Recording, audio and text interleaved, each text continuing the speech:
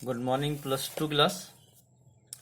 तो एक बच्चे की रिक्वेस्ट थी कि 4.11 को दोबारा से समझाया जाए। तो देखें, हम 4.11 को दोबारा से देखते हैं क्या कहता है। देखिए, यहाँ पर कुछ डाटा दे रखे हैं, एक्सपेरिमेंट्स की वैल्यू दे रखी है। पहला एक्सपेरिमेंट किया, दूसरा किया, तीसरा किया, चौथा किया। इन एक्सपेरिमेंट में क्या दिया गया, अगर हम ए की कंसंट्रेशन इतनी ले रहे हैं और बी की इतनी ले रहे हैं तो रेट ऑफ रिएक्शन इतना मिलता है।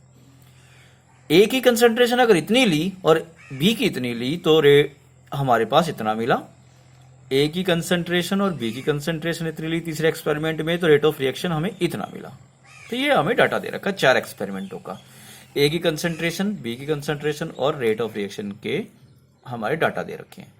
अब यहां इस डाटा से हमें देखना है कि जब ए सेम रहता है और बी बदल रहा है तो रेट ऑफ रिएक्शन पर क्या प्रभाव है। इससे तो प्रभाव निकलेगा बी का। और जब बी सेम रहता है और ए बदल रहा है तो रेट ऑफ रिएक्शन पर कितना प्रभाव हो रहा है, दुगना हो रहा है या तिगुना हो रहा है। तो चलो चेक करते हैं।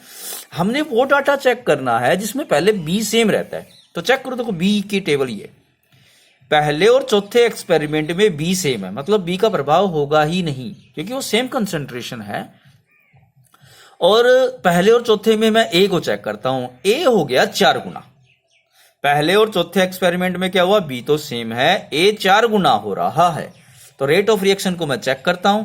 रेट ऑफ रिएक्शन देखो 6 की पावर माइनस 10 की पावर माइनस 3 और 10 की पावर माइनस 2। अगर मैं इसको लिखूं तो इसे लिख सकता हूं 24 गुना में 10 की पावर माइनस 3।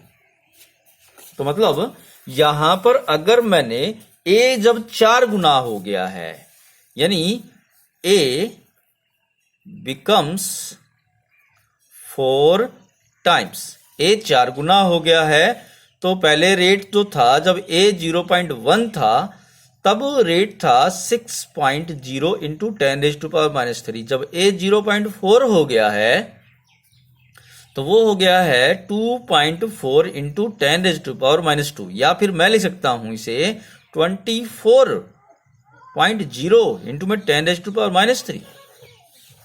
आप इस चेक करें, 6 चौक 24, ये भी 4 गुना हो गया। यानी ए जब 4 गुना हुआ तो यानी रेट ऑफ रिएक्शन भी 4 गुना हुआ। मतलब यहां से क्या आया, rate of reaction directly proportional हुआ ए की कंसंट्रेशन की पावर 1, क्योंकि ए को अगर 4 गुना करोगे तो उसकी पावर 1 है, तो ये भी 4 गुना हो जाएगा। ठीक है, क्योंकि बी को कांस्टेंट ले रहे हैं, बी यहां पर कोई इंटरफेयर नहीं कर रहा है। तो चलो नंबर 1, यानी यहां से हमें पता लगा रेट ऑफ रिएक्शन ए की पावर 1 के डायरेक्टली प्रोपोर्शनल है। तो दूसरे में हम बात करते हैं जहां पर ए सेम रहता है और बी बदलता है। हमने वो केस लेना है। देखो इन दूसरे और तीसरे एक्सपेरिमेंट में चेक करें, ए तो सेम है। अब दूसरे तीसरे में बी देखो क्या हो रहा है, यहां पर 0.2 था, यहां पर 0.4, मतलब दुगना कर दिया गया है बी को। तो रेट ऑफ रिएक्शन पर क्या प्रभाव हुआ, रेट ऑफ रिएक्शन यहां था 7.2 इंटू 10⁻⁻2 और यहां पर है 2.88 इंटू 10⁻⁻1। तो मतलब व्हेन बी बिकम्स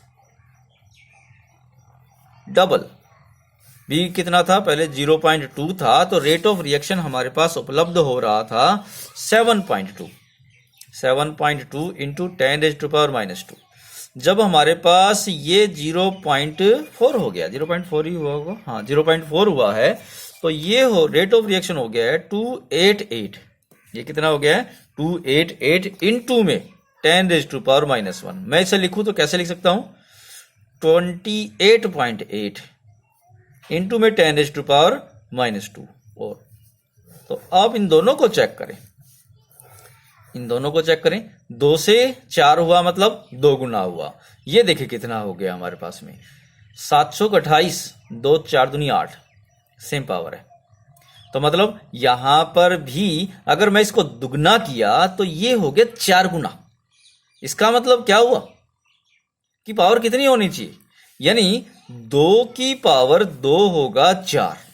इसका मतलब क्या हुआ, रेट ऑफ रिएक्शन होगा वो प्रोपोर्शनल होगा बी की कंसंट्रेशन के स्केयर के, क्योंकि बी को अगर 2 करोगे तो ये 4, 2 दूनी 4, 4 गुना हो जाएगा रेट, है ना, बी को दुगना करोगे तो रेट कितना हो जाएगा, 4 गुना। मतलब दोनों कंडीशन से क्या आया, दोनों कंडीशन से आया रेट ऑफ रिएक्शन जो हुआ वो प्रोपोर्शनल किसके हुआ, ए की पावर 1 के और बी की पावर 2 के।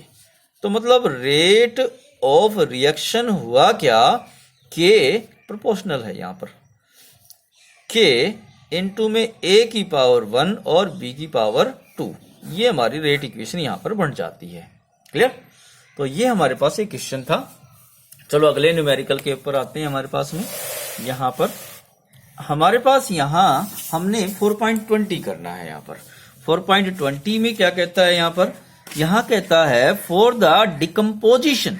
यहां पर देखें 4.20 ये रहा हमारे पास, थोड़ा सा नीचे करते हैं। For the decomposition of the AJIO isopropene, AJIO isopropene का डिकम्पोज करें तो 2 hexane and the nitrogen at the 543 kelvin, the following data is obtained. जब टाइम हमारे पास 0 है तो हमारे पास जो प्रेशर आता है वो इतना आता है, जब हमारे पास टाइम इतना है तो इतना आता है। तो यहां पर डिकम्पोजिशन हो रहा है, तो मतलब डिकम्पोजिशन रिएक्शन के हिसाब से अगर हम चेक करें तो एक मॉलिक्यूल जा रहा है 2 मॉलिक्यूलों में, और वो भी दोनों की दोनों गैसियस फॉर्म में है। तो मतलब कौन कौन हुआ, एजो आइसोप्रोपेन। एजो आइसोप्रोपेन हमारे पास में हम बात करें तो ये टूट रहा है, एजो आइसोप्रोपेन टूटा है किस किस में, हेक्स एन प्लस में और N2 में, इसमें हुआ है। या फिर आप इसे लिख सकते हैं N डबल बॉन्ड प्रोपेन हो गया, सॉरी N, और यहां पर आ गया है CH2 CH2 CH3 CH2 CH2 and CH3। इसको जब हीट किया गया तो it gives the CH3 CH2 CH2 CH2 CH2 1 2 3 4 5 6 और प्लस में nitrogen. This is the gas, this is the gas, this is the gas. ये हमारे पास गैस के पार्टिकल्स रहेंगे। अब यहां पर देखें, जब एक गैस का पार्टिकल जा रहा है तो 2 गैस के पार्टिकल बन रहे हैं, यहां पर 2 बन रहे हैं ना इसमें। तो प्रेशर यहां पर देखिए, एक के मॉलिक्यूल के घटने से 2 बन रहे हैं, मतलब प्रेशर बढ़ रहा है यहां पर। किसी भी टाइम पर अगर मैं इनिशियल कंसंट्रेशन यहां पर लूं तो इनिशियल कंसंट्रेशन का प्रेशर होगा P0, ठीक है।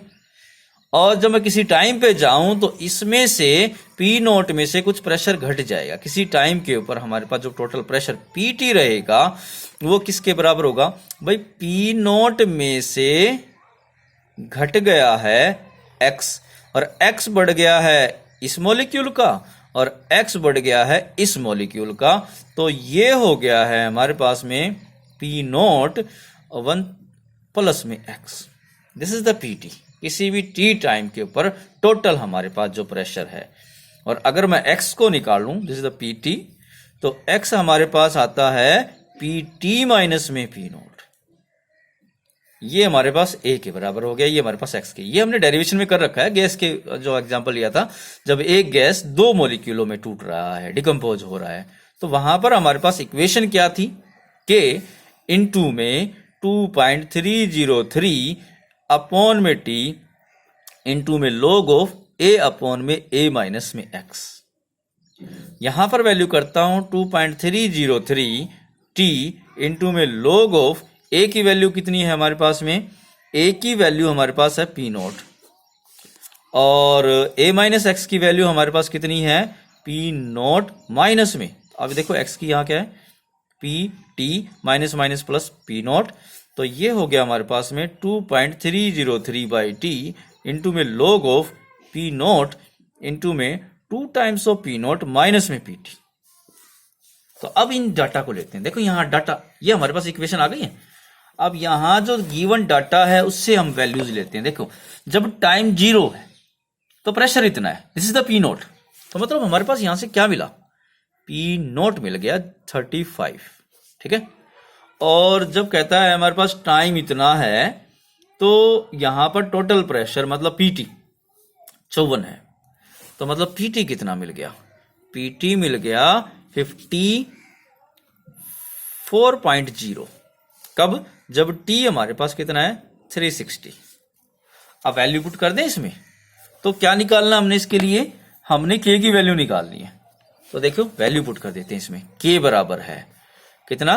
2.303 बाई टी इंटू में log ऑफ पी नोट की वैल्यू कितनी है? 35, और 2 टाइम्स ऑफ 35 माइनस में 54.0 या 54 कर लो, और ये होगा टाइम 360, ये 360।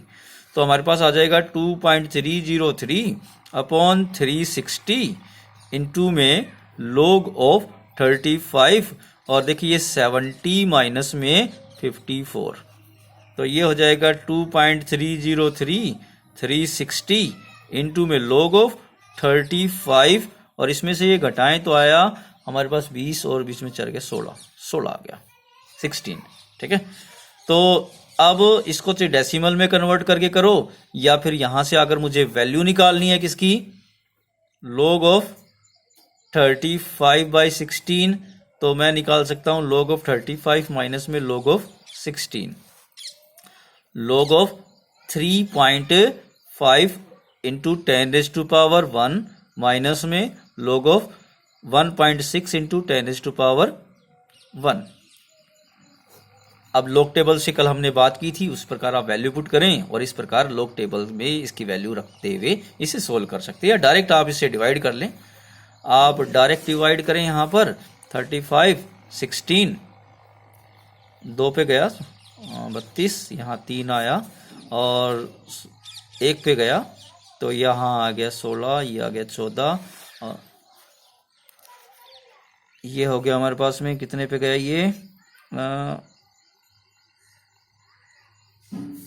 8 पे गया 16, ठीक 128, तो कितना आ गया हमारे पास? 30 2 12 और 0 7 पे गया 1 और 2। तो हमारे पास देखें, इसके हिसाब से हमारे पास जो वैल्यू आई 4 में, इज द 2 पॉइंट, हमारी वैल्यू कितनी आई? 2.187, ये वैल्यू आई हमारे पास में 2.187। हम यहाँ पर 21 का 8 और 7 पर लॉगरिथम देख सकते हैं, यानी यहाँ पर इसको ऐसे भी लिख सकते हैं आप 2.303/360 इंटू में log ऑफ 2.187। अब इसका लॉगरिथम देखकर आप टेबल में इसे कैलकुलेट कर सकते हैं। This is the value of के, ये हमें के की वैल्यू प्राप्त करेगा। क्लियर? तो अगले वीडियो के साथ में हम नेक्स्ट डे आते हैं। आज के लिए बस इतना ही।